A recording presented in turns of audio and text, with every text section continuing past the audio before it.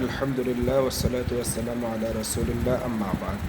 আল্লাহ পাক রব্বুল আলামিনের অসংখ্য অগণিত শুকর যে আল্লাহ তাআলা আমাদেরকে পৃথিবীতে পাঠিয়েছেন, ঈমান এবং ইসলামের দৌলত দান করেছেন।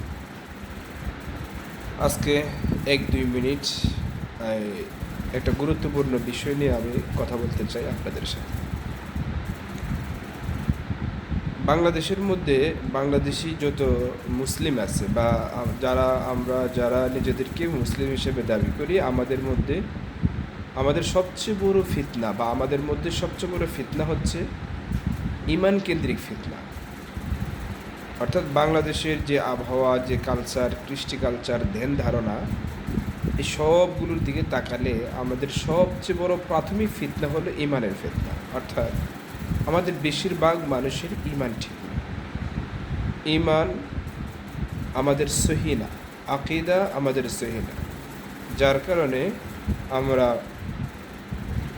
আমাদের আমল, আমাদের ইসলামী দৈনন্দিন জীবন, এটা আমাদের সুন্দর না। এজন্য আমাদের সর্বপ্রথম করণীয় হচ্ছে আমাদের ঈমানের দিকে তাকানো। কারণ ঈমান হচ্ছে সবচেয়ে বড় দৌলত, ঈমান হচ্ছে সবচেয়ে বড় গুরুত্বপূর্ণ বিষয়। আপনার আবার ঈমান যদি ঠিক থাকে তাহলে সব কিছু ঠিক থাকবে।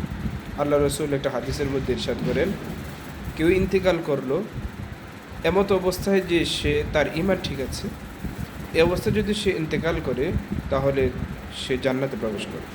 রসুল বলেন, মান মাতা ওয়া হুয়া ইয়াশহাদু আন লা ইলাহা ইল্লাল্লাহ দাখালাল জান্নাহ। আমাদের প্রাথমিক কাজ হচ্ছে প্রত্যেকের নিজের ঈমানের হেফাজত করা। আসুন আমরা ঈমান সহি করি, সঠিক ঈমান হৃদয়ে লালন করি, ঈমানের আলো দিয়ে নিজেদের অন্তরকে আলোকিত করি। মা আসসালাম, আসসালামু আলাইকুম ওয়া রাহমাতুল্লাহ।